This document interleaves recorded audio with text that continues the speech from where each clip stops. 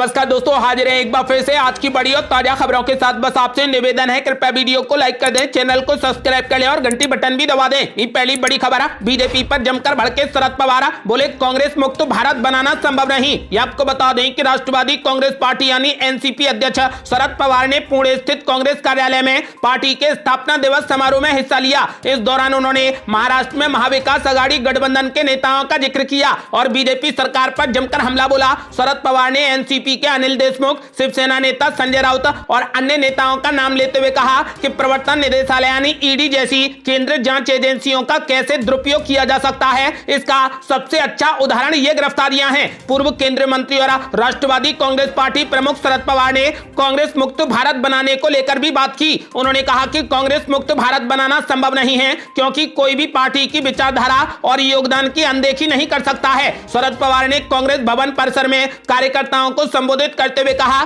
कि यह जगह कई ऐतिहासिक पलों की गवाह रही है। शरद पवार ने कहा कि कांग्रेस के योगदान और इतिहास को नजरअंदाज नहीं किया जा सकता है। उन्होंने कहा कि कुछ लोग कहते हैं कि हम कांग्रेस मुक्त भारत बनाएंगे, लेकिन भारत को कांग्रेस मुक्त बनाना संभव नहीं है।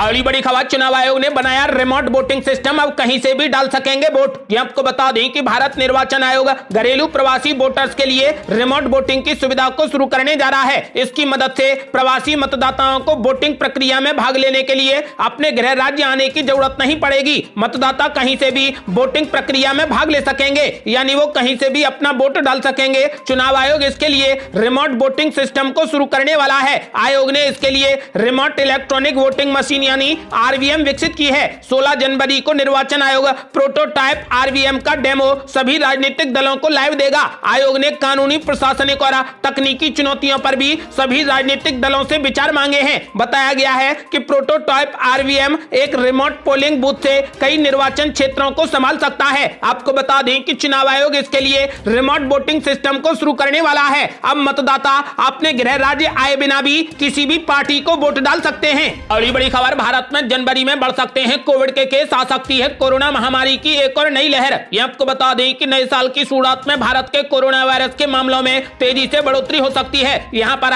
जनवरी में कोरोना की एक और नई लहर आ सकती है। ये बात कोरोना के पिछले ट्रेंड्स के एनालिसिस के बाद सरकार से जुड़े सूत्रों ने कही है। माना जा रहा है कि अगले 40 दिन देश की चिंता बढ़ाने वाले होंगे। सरकार को आशंका है कि देश में कोरोना के मामले जनवरी में उछाल मार सकते हैं। ऐसे में सभी राज्यों और केंद्र शासित प्रदेशों में स्वास्थ्य सुविधाओं की समीक्षा की जा रही है।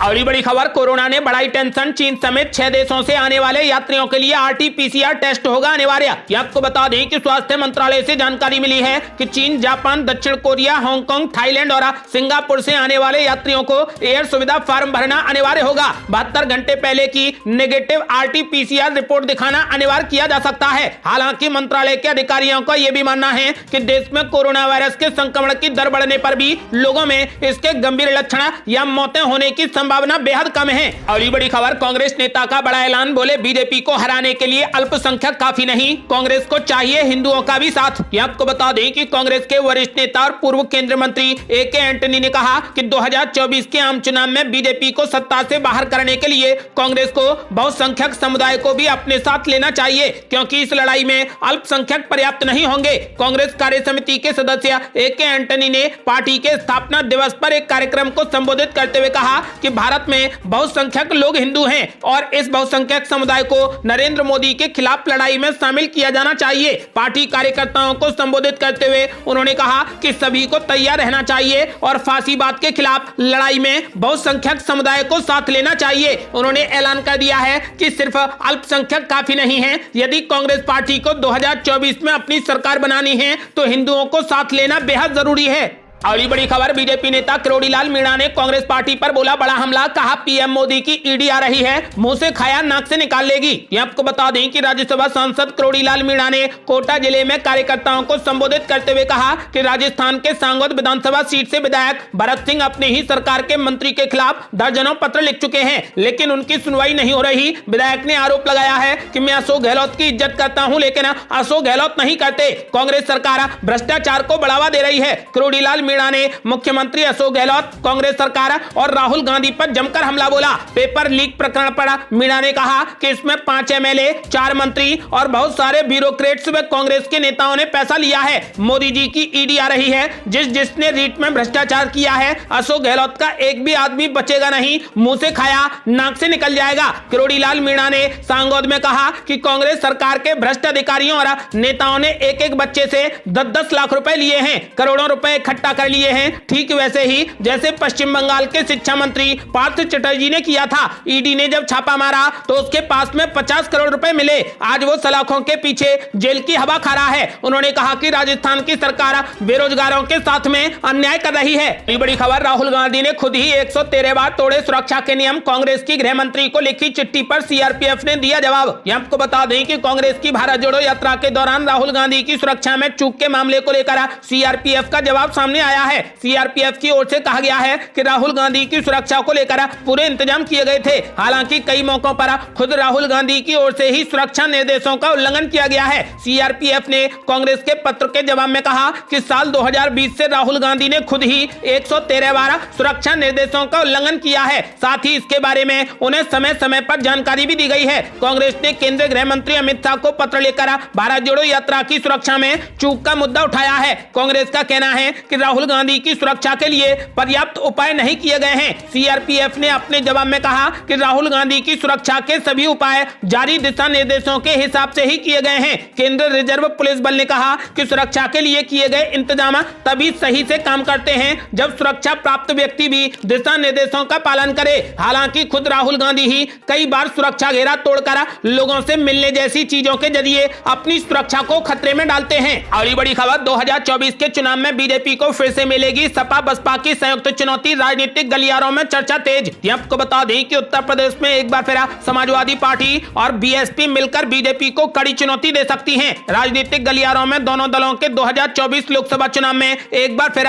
एक साथ आने को लेकर चर्चाएं जोरों पर हैं। सपा बसपा के साथ में आने की अटकलों की शुरुआत उपचुनाव के नतीजों के बाद शुरू हुई थी। उपचुनावों के दौरान दोनों दलों ने बीजेपी को एक जैसे मुद्दों पर जमकर घेरा। सपा बसपा ने विशेष तौर पर मुस्लिम, दलित, पिछड़ा लोगों की सुरक्षा और राज्य में कानून व्यवस्था का मुद्दा उठाया। रामपुर उपचुनाव में जब बीजेपी की जीत हुई थी तो दोनों ही दलों ने मुस्लिम समाज को डराने और सरकार पर पुलिस प्रशासन का दुरुपयोग करने का आरोप लगाया। आपको बता दें कि मंगलवार को इलाहाबाद हाईकोर्ट की लखनऊ बेंच बिना ओबीसी आरक्षण के यूपी निकाय चुनाव कराने का फैसला सुनाया। इस फैसले के बाद दोनों दलों ने एक सुर में बीजेपी आरक्षण विरोधी बताते हुए निशाना साधा। आपको बता दें कि अब राजनीतिक गलियारों में दोनों दलों के 2024 लोकसभा चुनाव में एक बार फिर से एक साथ आने को लेकर चर्चाएं तेज हो गई हैं। ऐसा माना जा रहा है कि सपा और बसपा दोनों एक साथ आकर बीजेपी को कड़ी चुनौती देंगी। अगली बड़ी खबर, कांग्रेस पार्टी का महाविकास अघाड़ी से मोह हुआ भंग। मल्लिकार्जुन खड़गे से मुंबई कांग्रेस चीफ ने की बड़ी अपील। कहा बीएमसी चुनाव में अकेले लड़े कांग्रेस पार्टी।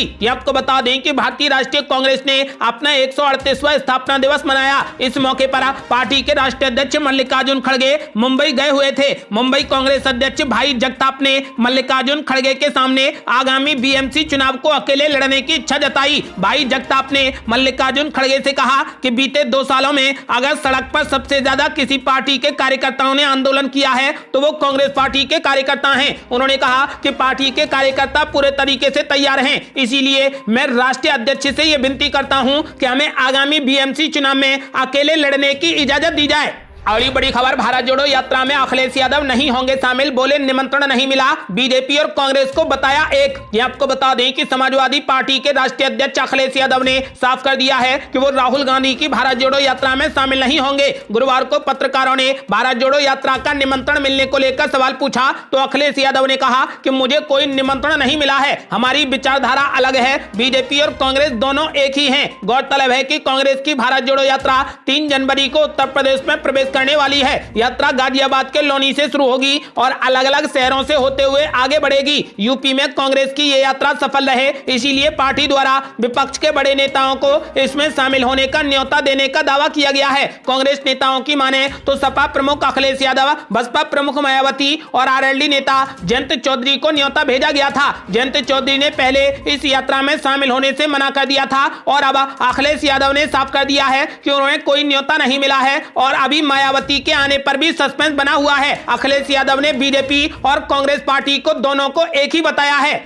बड़ी खबर, बीएमसी में पार्टी दफ्तर पर कब्जे को लेकर शिंदे और उद्धव गुट में छिड़ी जंग, सभी दलों के ऑफिस कर दिए गए सील। ये आपको बता दें कि बृहन्मुंबई नगर निगम यानी बीएमसी में एक दिन पहले पार्टी दफ्तर को लेकर छिड़ी जंग के बाद बीएमसी ने एक्शन लिया है। बृहन्मुंबई नगर निगम ने गुरुवार को बीएमसी में स्थित सभी दलों के कार्यालयों को सील कर दिया है। ये कदम मुंबई पुलिस के निर्देशों पर उठाया गया है। मुख्यमंत्री एकनाथ शिंदे के नेतृत्व वाली बाला साहेब अंची शिवसेना की प्रवक्ता शीतल म्हात्रे ने बताया कि बीएमसी ने मुख्यालय में शिवसेना, कांग्रेस, राष्ट्रवादी कांग्रेस पार्टी और समाजवादी पार्टी के कार्यालयों को सील कर दिया है। दरअसल महाराष्ट्र में असली शिवसेना के दावे को लेकर मुख्यमंत्री एकनाथ शिंदे गुट और उद्धव ठाकरे गुट आए दिन भिड़ते जाते हैं। इसी सिलसिले में एक बार फिर से दोनों गुटों के बीच में बीएमसी ऑफिस में बुधवार को झड़प हो गई थी, जिसके बाद सभी दफ्तरों को सील कर दिया गया।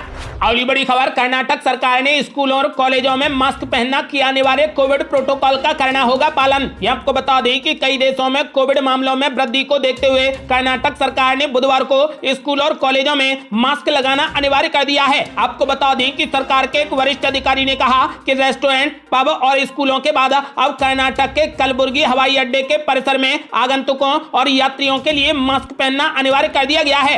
अगली बड़ी खबर, पीएम नरेंद्र मोदी की मां हीराबेन की तबीयत में हुआ सुधार, कल मिल सकती है अस्पताल से छुट्टी। ये आपको बता दें कि प्रधानमंत्री नरेंद्र मोदी की मां हीराबेन की तबीयत में काफी सुधार है। बताया जा रहा है कि कल उन्हें अहमदाबाद के अस्पताल से छुट्टी दी जा सकती है। गुजरात के मुख्यमंत्री भूपेंद्र पटेल अहमदाबाद के यूएन मेहता अस्पताल में हीराबा का हालचाल लेने पहुंचे। इससे पहले बुधवार को भी पीएम मोदी और भूपेंद्र पटेल उनका हालचाल जानने पहुंचे थे। पीएम मोदी की मां हीराबेन की मंगलवार को अचानक से सांस लेने में दिक्कत होने लगी थी। इसके अलावा उन्हें कफ की शिकायत भी थी। इसके बाद उन्हें आनन फानन में अस्पताल में भर्ती कर दिया गया। आपको बता दें कि अब डॉक्टरों ने उनकी हालत स्थिर बताई है और उन्हें कल अस्पताल से छुट्टी दी जा सकती है। ये थी अब तक की बेहद बड़ी खबरें। आपका क्या मानना है? क्या उत्तर प्रदेश में भारत जोड़ो यात्रा में विपक्ष को शामिल होना चाहिए? अपनी राय हमें वीडियो लाइक कर कमेंट बॉक्स में जरूर दें। ऐसी ही ताजा और न्यू अपडेट जानने के लिए हमारे चैनल को लाल बटन दबाकर सब्सक्राइब करें और घंटी बटन भी दबा दें। जल्दी मिलते हैं बड़ी अपडेट के साथ, तब तक के लिए जय हिंद।